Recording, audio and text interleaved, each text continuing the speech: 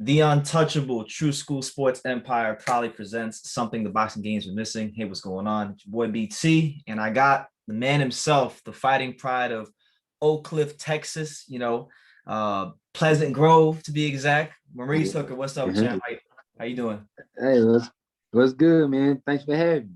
Hey, thanks for coming on, man. I know right now, this fight going on. Everybody probably wants to talk to you right now because it's the all Dallas fight. So I appreciate the time, man. Yeah, I know, no problem.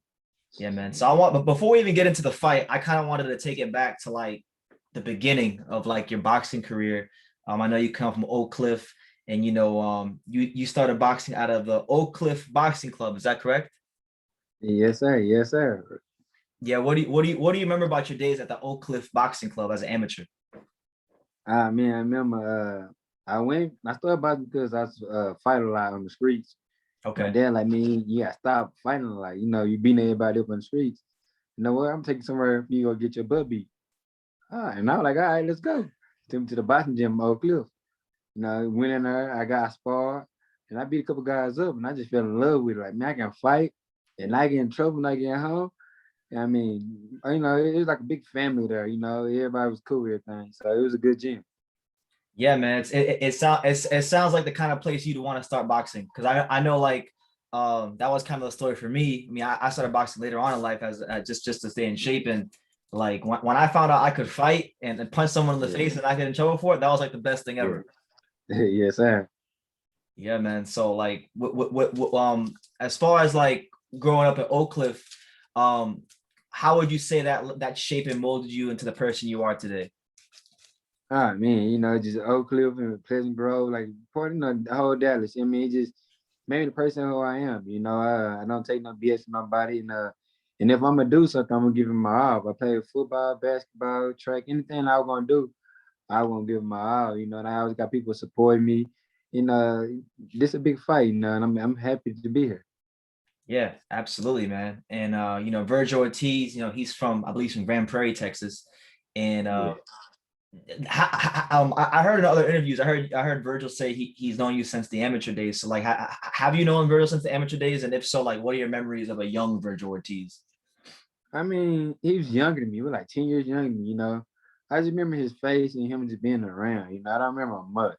But I'm Okay. pretty sure he watched me growing up. I'm pretty sure he know more about me. But I just remember his face being around. He's a good kid, a good boxer. I mean, I have nothing bad to say about him. Hey, no problem, no problems there. Yeah. What you fighting him? You can correct me if I'm wrong, but this is your first fight at welterweight, correct? Yes. So with this being your first fight at welterweight, like how do you feel your body's transitioning? Because a lot of times, I mean, especially for you, you're a tall, lanky guy. You have that Tommy Hearns type of body type. So would you say you feel stronger at welterweight? Yes, I feel stronger, but we I had to wait till I get in the ring, see how it actually is. I mean, 140 was hard to make, making weight 140, then going to fight the next day, by the fifth, sixth rounds, my legs gone, 'cause I've been running the whole week trying to make weight. Yeah, So yeah. this right here is gonna give me, I be see how how I'm doing, how my body gonna feel in the middle of the rounds. Okay, yeah, because those middle rounds, those later rounds, that's what really find out like how much gas you Yeah. have in the tank. Yeah, man. Yeah. One thing about your career that I think is very underrated is that and I don't think it's being talked about enough is that like you came up the hard way. Like you've Yeah. beaten, I believe it's five undefeated fighters. Is that correct? Five? Yeah. Yeah, you beat Mikel Espierre, Alex Saucedo, and Terry Flanagan. And I know those are some of the names off top that I remember. Right.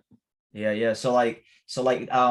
Do you think that's like one of the more like underappreciated parts of your career, the fact that people don't understand like, yes, you're getting there at Vergil. Yes, Vergil is very good, but you've been in this situation before. Oh yeah, man, I'm just trying to bring the old boxing back, where everybody fight everybody. Nowadays, these boxing days, everybody want to talk about it. I fight him, I fight him. Nothing happens. Yeah. I fight undefeated fighters. I fight anybody. I'm just a fighter. To be the best, you gotta fight the best, and that's what I'm here to do. I know I'm moving to 147. I don't want to take no easy route to 147.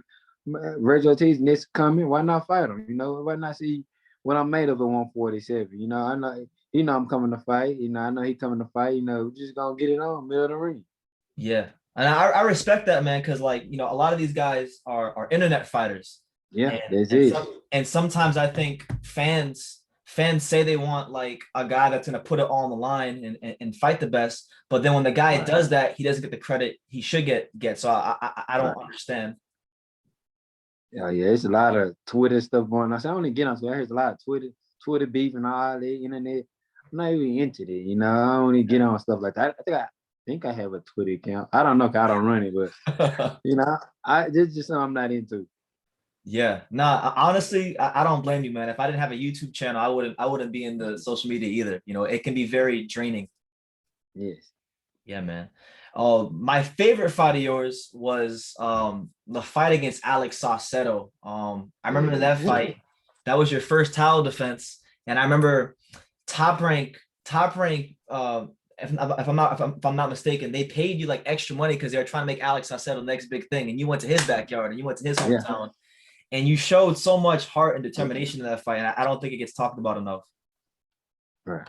I mean, coming that fight, I sparred him before. You know, we was young. You know, coming up, we were pros, but we coming up. And I know he started off fast. He started off hard. He started out coming. You know, everybody know that. You know, and he there to get hit. So I know coming to the fight, the first 2 or 3 rounds gonna be tough. You know, just gotta stay there and get through the storm, and everything's gonna go downhill for him. I know that I was an underdog. I know they bumped there to lose for him to take my belt. And that just fired me up. You know, I went to training camp and it made me go harder. I fight him, Terry Flanagan as an underdog, went Yep, to yep. England. I fought on Golden Boy Court in New York, Triple G and David Lemieux. I had the NABO belt. I was underdog and I had the belt again, you know. So I've been underdog, you know, and everybody been overlooking me. And it's just that time, like, dang, when I'm gonna get props, you know, I fight anybody put in front of me. Yeah, man. I mean, you've shown that time and time again. And like I remember when you fought Saucedo, like that was my 2018 fight of the year. I had that fight of the year because Yeah. you got dropped and then you got up off the Uh-huh. deck and then you stopped him. So like that, like, and it was in his hometown, which made it that much more special. Oh yeah, man. I just remember looking at the ring, seeing the fans. They was mad. They were talking noise. They were mad, you know. But I knew it was gonna be a tough fight. Like I know Vergil gonna be a tough fight. Well, yeah, Vergil gonna be a tough fight. I had nothing bad to say about it. It's gonna be a tough fight. We know they say look like he got power in both hands. Do we know that? We don't know because look at everybody he been fighting. I mean, it's hard to say. Of course, my first were a couple of fights. I hurt people because the promoter trying to bring you up. Yeah. Putting people that they know you're gonna beat, knock out. I mean, so he doing what he supposed to do. Like I said, I support him. From that or somewhere around Dallas, I support him. I'll watch this fight, but this fight here gonna be on. Yeah, man. Like, I think Virgil. I mean, as far as his opponents go, I think right now you're the best fighter he's fought. So it's gonna be the test of his career. You got the range. You got like what you pushing about a 76.5 inch reach, something like that. Yes, yes. Yeah, man. So that's difficult to deal with for any fighter, especially when you have a fighter that knows how to use it, like you've shown in the past. Oh yeah, man. I'm working with a new coach here with Brian McIntyre. I'm over Cameron Crawford now. And I'm feeling good. I'm ready to go. Yeah, you mentioned Brian McIntyre, man. Like, what's it like down there, like the camp? Because they got Crawford, who's like the best fighter in the world right now. You got like Steve Nelson and I think Rob Brandt. Yeah. Hello, you cut out. Go ahead. Hello. Yeah, you're back. Okay, yeah, it's a lot of us out here. It's a lot of fighters out here. We always trying to finish on top. We always try to push each other. I mean, we racing and working at strength conditioning. Who the strongest? Who the fastest? There's always competition here. We always trying to push each other to see who the best. And that's a lot of men here. They feel like they should be on top. So it's a lot of competition. And I love it here because I always want to see everybody win and be on top. Yeah. Who do you out of everybody in the gym? Who's the most competitive? Crawford. Yeah, really? It looks like it. Yeah, he's wrestling, anything, swimming. You got to beat him in everything. Because I swear to God with Crawford, I go on Instagram like once a week and he's always posting like he'll be playing I just saw one thing where he played this girl in tennis and he was like, yeah, who won? How many games you win? Like that's how he is. Yeah. Well, if you beat him, he gonna play you again over and over till he wins. Yeah, that makes sense. That makes sense. Yeah. Like you've had a lot of chance to spend time with Crawford. You were a sparring partner for like a lot of his camps. I know if I'm not mistaken, I think you were a sparring partner for Victor Postal. Yeah. I remember there was that one time where he thanked you in the press conference. I remember that. Yeah. And yeah. I remember Called me up there. I remember. Yeah, man. Like you spend probably more time around him than most people in boxing. So like what do you think makes Terence Crawford as great as he is as a fighter? I mean, it's just him, his mindset, the way he thinks. I mean, he just want to be the best in anything he do. Throwing darts, shooting pool, no matter what he do, he gotta be the best. One of the best. Playing basketball, he gotta beat you. He gonna be. It's just him. He's gotta be the best in whatever he do. Yeah. Would you say he's like the most competitive fighter you've ever been around, spent time around? Yes. Oh yeah. Especially when we spar and anything we do, he's very competitive. Okay, absolutely, man. With you, Maurice, like when you were a kid, like, or when you, I guess, when you learned you wanted to box, were there any fighters that you would say influence your style and how you are in the ring? When you say kids, I would say everybody who was in the Oak Cliff Boxing Gym, who was before me. We had Charlie Hadley, we had a Dominique Little who passed away, Larry Smith. It's all the older guys who was ahead, who was older than me, who went to national tournaments and stuff like that. I look up to Luis Yanez, he was on the Olympic team, people like that. I just want to watch them fight. I was a big fan. Yeah. For like you mentioned a lot of great names there. For people who are not that familiar with like the Dallas boxing scene, like how would you describe the Dallas boxing scene to the rest of the world? I mean, it's getting big. It's picking up. It's boxing getting very big. Back then it was big, but when they like get big now. But I mean, everybody want to box now. They up and coming. We fight like me and Vergil fighting in Dallas. Give everybody a hope. One day they be where we at. I tell the kids, man, I always give you all because you never know you're gonna end up there. If you get in the ring, give it your best. I don't care what you do, boxing, soccer, whatever you do, just give it your best, man. You never know. Yeah, you always want to give every last ounce of yourself. Maximize your potential. Yes, sir. Yeah, man. Do you think we've seen the best Maurice Hooker? Because I mean, I know at 140 you had to really suck down to get to 140. So do you think we've seen the best Maurice Hooker yet? I don't think so, man. I don't think so with the new game plan. I really don't think so. We're gonna find out next week, Yeah. So I know it's a big fight. I mean, he up and coming. I mean, he got power. I mean, people like that, I tend to rise to the cage. To the cage. And so I'm ready. Everybody he fought, stand right there in front of him, let him, get in the hit. Hey, have we ever seen somebody get in the ring with somebody boxing, moving around? No, we have. You see somebody stand there in front of him and get hit. If he got power, we think I'm gonna stand there and get hit on like a punching bag. Yeah, that's not happening. Yeah, so I don't think we've seen the best. It's more to come. What do you think, like from your perspective, what do you think the best Maurice Hooker looks like in the boxing ring when you're fighting? Like, what is the best version of you look like? Let me try and go back. I would have to say Terry Flanagan. I went to England. Before I even walked out to the ring, they were screaming. It was going crazy. Yeah. Like the ground was shaking before I walked to the ring. And that was man, I ain't never been in a place like this. The ground shaking. When I get there, he was very fast. So I wasn't looking to load up and land on hard shots. I was trying to throw everything fast. I ain't trying to knock him out or nothing. So that right there, told me that was like the best because I was into it, I was mentally ready and everything. Yeah, you were really engaged. You were emotionally invested in the fight. Yes. Yeah. Do you have that same feeling going into this fight? Because it's it's the hometown fight. It's Dallas versus Dallas. Oh yeah, man. It didn't matter where the fight was at, I'm more upset. The people calling me the underdog and stuff like that. I'm like, dang, look what I did. Look everything I did. I lost one fight. Now I'm the underdog. And I trying to, unify and I lost, And like I want to dodge and lose it. Nobody. I lost to Jose, who went to the Olympics, who was a world champion himself. Damn, that made me an underdog. Who's That gonna put me fight for the by undisputed title? You know? yeah, for all the belts in 140. Yeah, you know, shame on you, right? Yeah.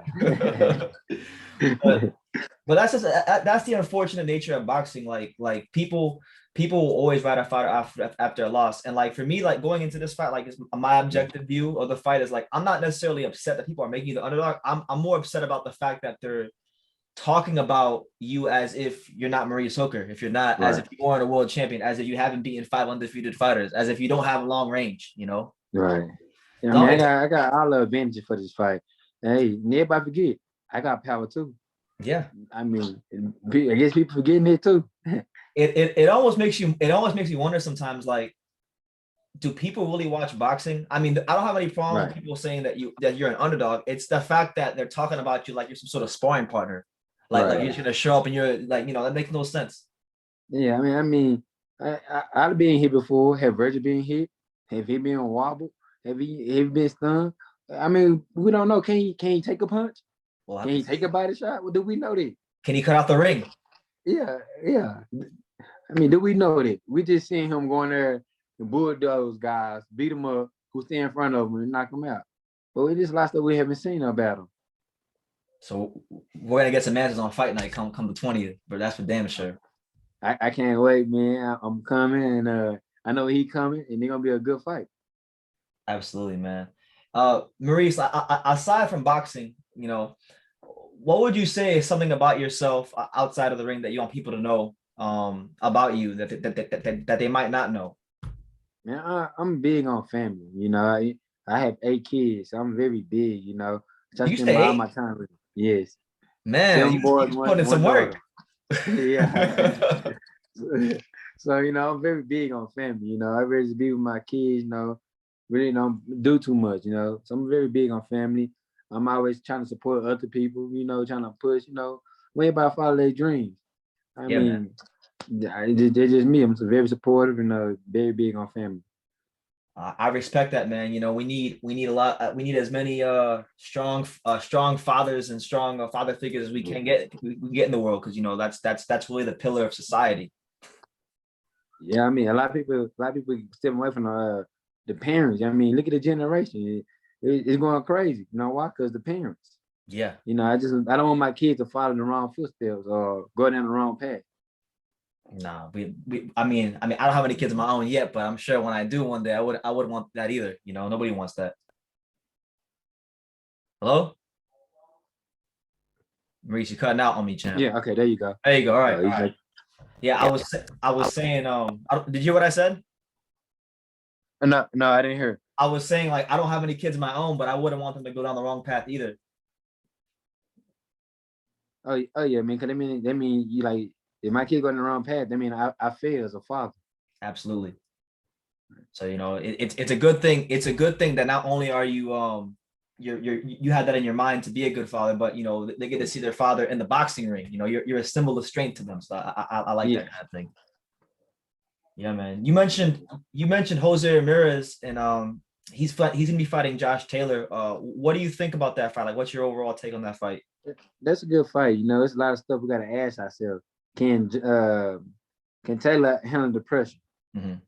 We already know he's gonna come with pressure. He's gonna non-stop come. Can he handle it? We know he can box. He very slick. I mean, when I say he looks slick, but can he handle the pressure? It's I'm leaning towards him a little bit. You're leaning towards Josh Taylor? Yes. Okay, yeah, that's a good fight. I'm leaning towards Taylor myself as well. I've been watching him for like 4 years, and the guy, I've seen him win all kinds of different ways. Yes, I ain't been watching that long. I just seen him fight in the tournament he had. The series, the World Boxing Super Series. Right, and he looked good. Yeah. He beat Regis Prograis in the final. He beat Ivan Baranchyk, and he beat Ryan Martin. That was who he beat in the tournament. Right. Yeah. Okay. Well, Maurice, I don't want to take up much more of your time, because I know you gotta get some rest. But before we end the interview, I wanted to ask you like what's your final message to the critics out there, the boxing fans? Just what do you want to get across to people before we end the interview? Most people know about boxing, but I'll tell y'all, don't sleep on me. It's gonna be a good fight. You know, I'm here to win. I'm coming to win. And just don't sleep on me. And don't blink. Okay, it can be over. Don't blink. Don't blink. So there you have it. That's Maurice Hooker, one of boxing's true warriors. Maurice, thank you for talking to True School Sports. I appreciate you, champ. Yes, sir. Thank you. All right.